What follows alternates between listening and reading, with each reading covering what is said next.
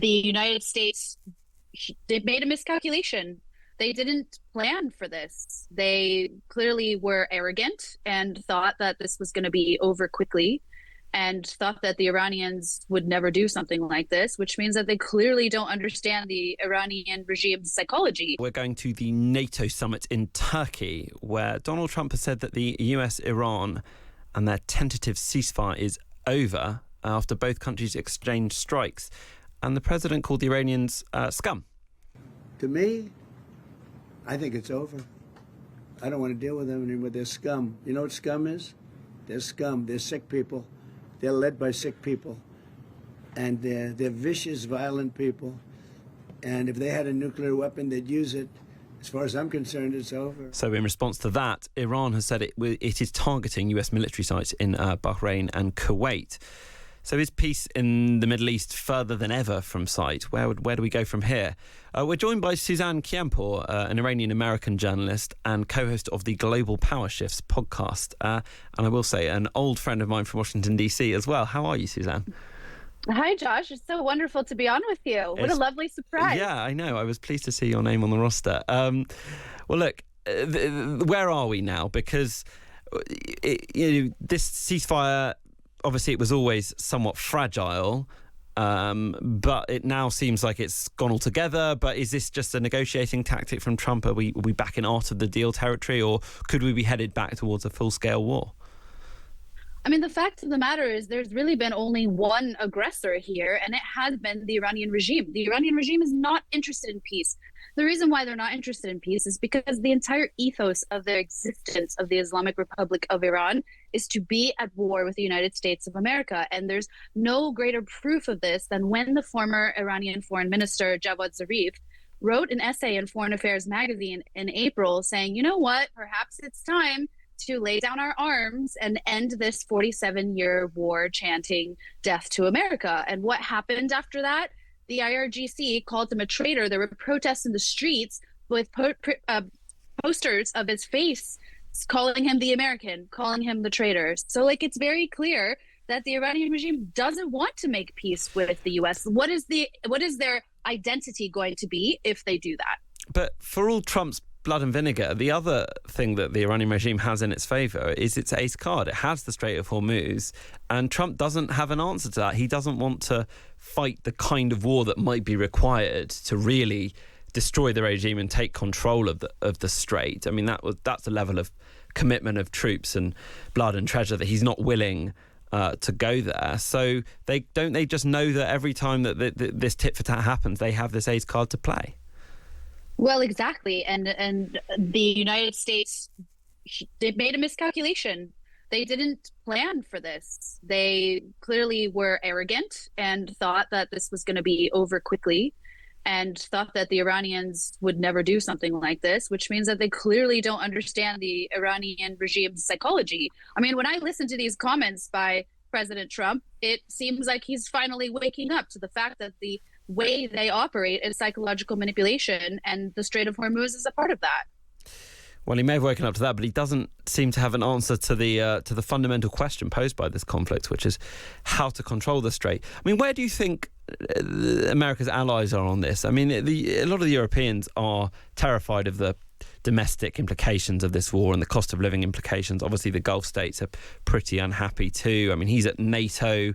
I mean, Mark Rutte, the NATO chief, has backed him. He's quite close to Trump. But where do you think America's various allies are on the possibility of renewed hostilities? Yeah, so obviously, I think that it's not insignificant the timing of the Iranian regime's race. What is it called? Saber rattling. Given that early, I haven't had my coffee You need yet. to get your handbook of journalistic cliches. That's Yeah, exactly. Given that NATO is happening right now, and so they're the Iranian regime is testing the waters and seeing how united NATO actually is. And obviously they haven't been very united up until now, and we are seeing drama between Meloni and Trump, the Italian prime minister, and that was one of the closest relationships President Trump had in Europe. So I mean, in terms of politics, the Iranians are being smart, but it's obviously massively destabilizing to the world. What about, I mean, obviously, it's very difficult to get a true sense of what's going on the ground in Iran.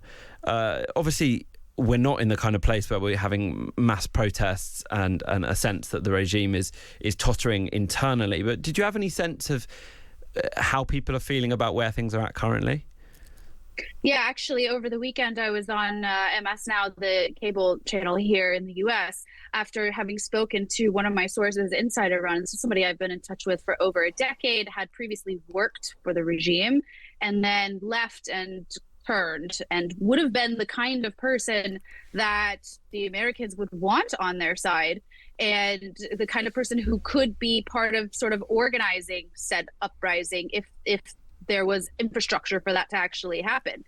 This person has completely turned against the US, has said that they see the Iranian regime as protecting them, and sees President Trump as somebody who thinks that the US thinks that Trump thinks that they're not a civilization that can sustain themselves, that should continue to live, right? We remember those comments. Yeah.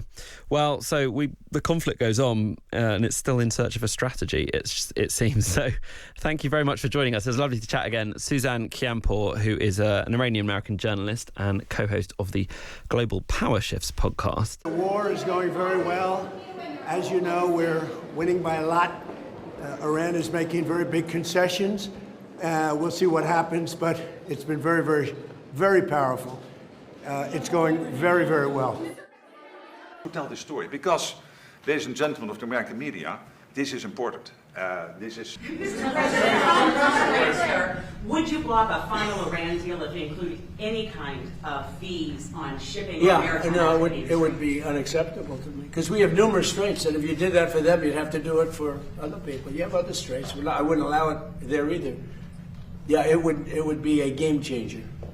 And again, we did have to make that excursion. How would you like to be given the best numbers we've ever had as a country and tell people Iran if we didn't do that? And we're still, we still have a fight. They have some capability, not much.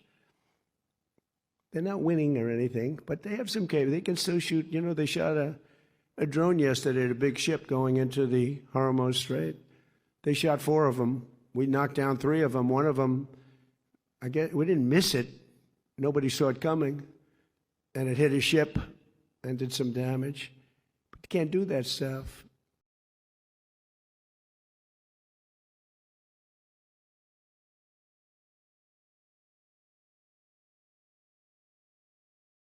Things are going. The denuclearization of Iran is moving along well. They've had very good meetings, and we'll see. We hit them very hard for 3 nights, as you know. But we're getting along very well. I'm a person that loves sports and was a good athlete, and I understand sports really well. Like, look, we're going to win one way or the other. We're either going to make a deal or we're going to finish the job, okay? And it won't be tough to finish the job. I'd rather make a deal because I don't want to affect 91 million people. We can knock down their bridges in 1 hour. We can knock out their energy supply, all of those big plants that they built, big, beautiful, modern plants. They had a lot of money. They don't have any money now. We haven't given them any money. But we can knock out their electricity and power generating plants in, I would say, a small part of an afternoon. Every plant will be gone. And they know that. They know that. Is the ceasefire done? Is the MOU dead? To me, I think it's over. I don't want to deal with them anymore. They're scum. You know what scum is? They're scum. They're sick people. They're led by sick people. And they're vicious, violent people. And if they had a nuclear weapon, they'd use it. As far as I'm concerned, it's over.